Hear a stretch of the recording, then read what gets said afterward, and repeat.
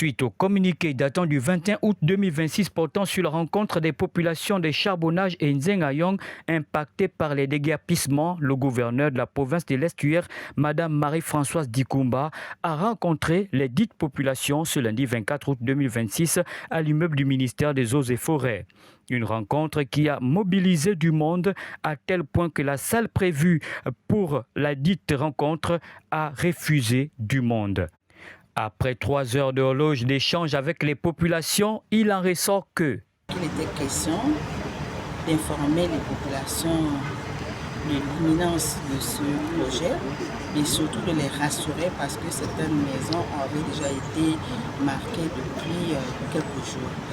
Il était question aussi d'indiquer que le marquage devrait se poursuivre pour toucher l'ensemble des quartiers cités dans le communiqué que nous avons fait.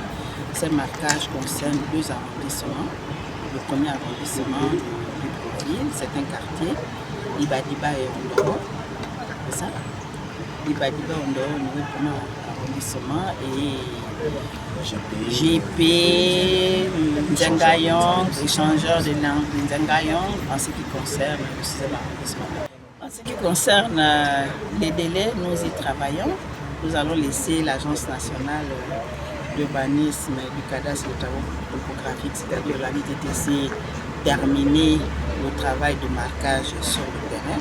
À la fin de ce marquage, nous allons nous retrouver au sein d'une commission que je préside au gouvernorat pour arrêter les délais de mise en œuvre du déguerpissement qui se fera par phasage.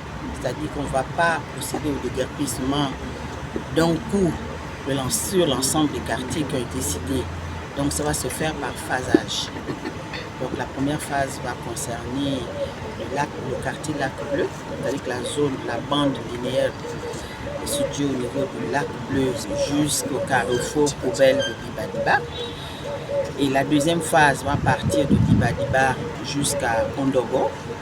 Et la troisième phase partira de Ndoro jusqu'au carrefour GP et du carrefour GP jusqu'à l'échangeur de Nzengayong qui va concerner la dernière phase. C'est pour avoir tiré les leçons des événements précédents que désormais les autorités entreprennent cette démarche qui consiste à écouter les populations, surtout leur apporter de bonnes informations liées au déguerpissement avant toute casse. Reste à savoir si les procédures seront respectées et que les déguerpis seront traités à leur juste valeur.